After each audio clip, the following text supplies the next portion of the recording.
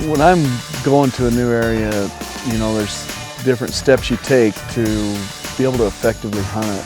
You're gonna make the best use of the energy we have. So when you go do it, you wanna make sure that you make the most of it.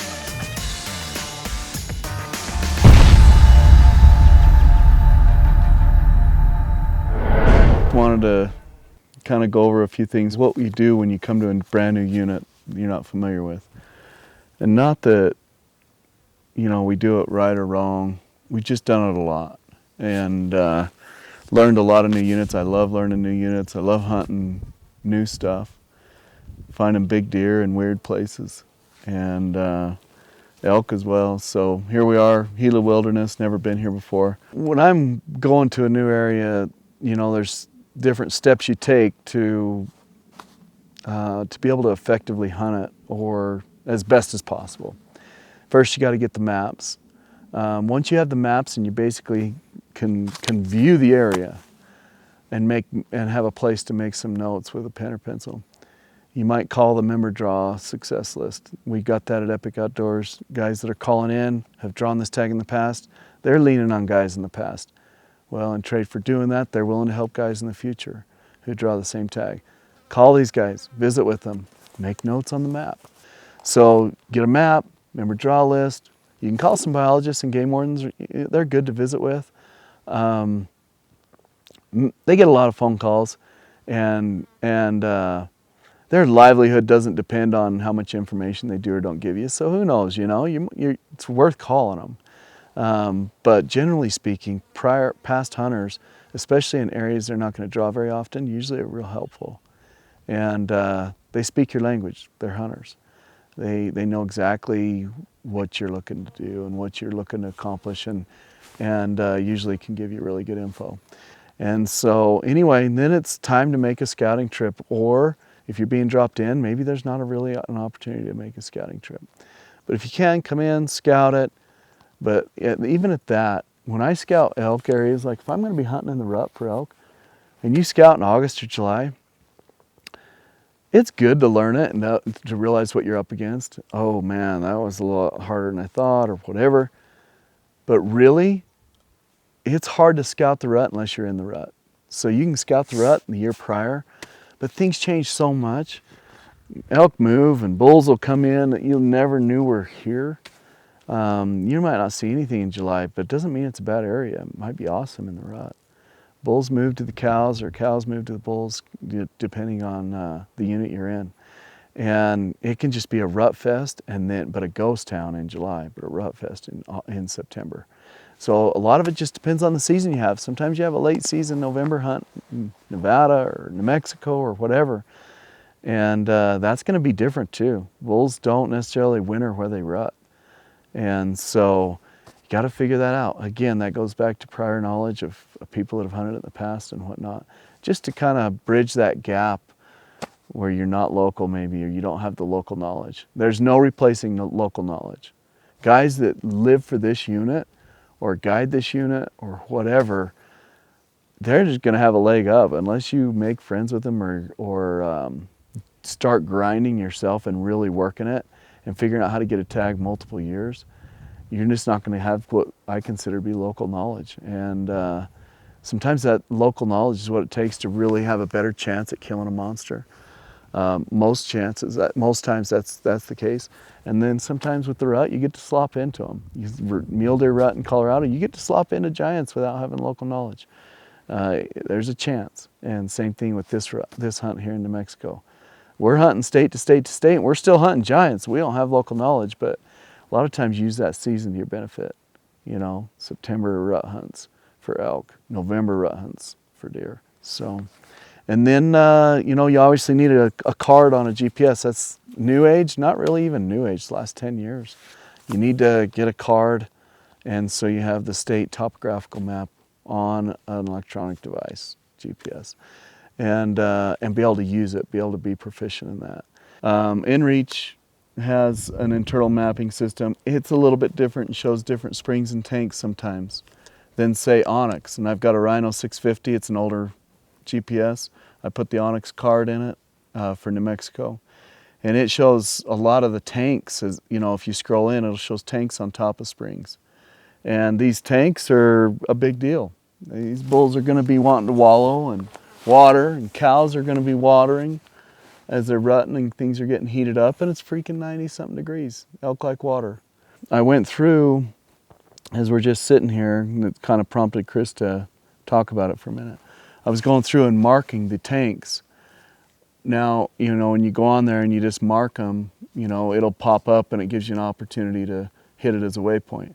For me, that's awesome just because I don't have to be scrolled in to see them. I don't have to be scrolled in so tight to have them pop up and auto-populate, so to speak. I can also say go to waypoints and it hits the nearest waypoints. I can say, well, there's a tank 3/4 of a mile in that direction, and roughly there's where we glassed up some elk. They're probably hitting that tank if there's water. And while we're here, let's go check the tank and check tracks. Maybe we should be sitting on it in the middle of the day, or evenings, or mornings, or whatever. But we don't know that. We're new to this, and so I just went through and marked all the tanks. And so tonight we're going to be hiking to a glassing knob. Not only are we going to be hiking to a glassing knob, we'll check the nearest tanks. Be glassing in those directions. Why are all those elk over on that far mesa? We have a load of elk on a far mesa. It's got to be 3 miles. Why are they over here versus over there? Well, maybe these tanks are dry and that's got a wet tank over there. And maybe we need, if we see a wallowed bull, a muddy bull, we're probably going to trek over there. And when we trek over there, I want to easily be able to see all the tanks easily. There's the nearest tank. Let's hit that one. Let's hit that one. Let's hit that one. One of them is going to be pounded. It just is what it is. The elk like to water. And so, you know, but we're dropped in here. There's no roads, no four-wheelers, no bikes, no horses. So we're going to make the best use of the energy we have. You can't do that 14 times hoping for the best. So when you go do it, you want to make sure that you make the most of it. I take a GPS on top of my phone using an onX application. It's hard on a phone. You can see, I love the phone because it's got a great big screen, and you get to see it's very graphic. It's easy to see. I love it. But when you go to a point, it doesn't give you the option to go to a line, a direct line, and to really utilize your phone that way. It's awesome to see, but it's not like go here, and it crushes battery. And so with the phone, you're using that to Bluetooth to your on or to your inReach, and we're using it for phone scope video. So battery on a phone's precious. These things don't use hardly any battery, and seeing all these tanks, nearest waypoints, here's all these tanks, go to this tank. But the graphics aren't great, but they're there as you scroll in. So cool. So I took care of this. This is a must-have. You always can get home with this. The other thing is I'm old school. I grab these paper maps. You can get it off our website, epicoutdoors.com. Kind of interesting if it's not showing these tanks. But it shows springs and things. And so that's kind of one of those things where you kind of need to, I like to use a little everything. I know roughly where camp is. I can see the horse trails in here. I can see the major canyons, and it gives me a broad overview versus this little tiny interface. I can't really see a broad overview. It does show me elevation, contour lines and things, but I don't really get a feel. You know, I want to hunt open, rolly stuff that's glassable. I'm looking at this. I can see a spring. It's funny, it's named on here. It's not even named on my GPS on the onX, you know? It's just this spring. And so, cool stuff, but there's only one spring. There's only one spring on this map. One that's like 3.5 miles away, but all these dirt tanks, there's all these dirt tanks. Well, Chris glassed up a dirt tank, and it's got water. He can see the water. So with the rain, and it's raining every afternoon, even though it's 90-something degrees, there's rain every afternoon. A lot of these tanks probably have some water in them. As we're going, we're looking for sign all the time, and we're seeing some old elk crap and things like that, mostly big bear crap right here in camp. But we're looking for sign. Elk, when elk play and rut, they make a lot of sign. They make a disaster. Usually you've got rubs, you've got tracks. I mean, each elk makes a ton of tracks. We have no tracks here. So we know we're going to be hiking out to where we're glassing them. And again, why are they over there? Well, there's food, water, shelter. But we're going to continue to glass them and figure out what's going on over there. It'd be nice to figure out where they water. It'd be nice to have some cameras up. We could figure out when they're watering, but most likely they're probably watering morning and evening or midday. Those bulls will leave the cows, go down and water, and come back to the cows that are bedded. We see that all the time. Anyway, that's what we're doing midday, but 3 or 4 mapping potentials. I mark camp on my inReach, I mark it on my phone, I mark it on here.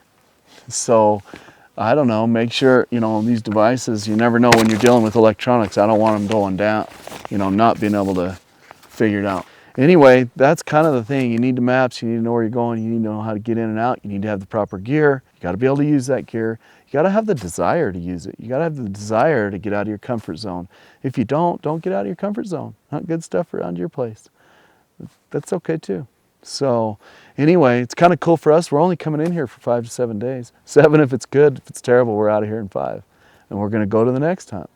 But it's really cool to learn this stuff. Never been here before, and that's what I like. I like learning it because we consult on it. And sometimes we consult real aggressively and direct and give guys, great advice. And sometimes it's just overall application advice and matching guys up with their physical abilities and what they want out of a hunt. So either way, we're getting a lot of knowledge out of this, whether I kill or not. So to be able to make good on this particular tag or any tag, you gotta, we glass. Everybody has their own thing. You walk out there aimlessly, pretty tough.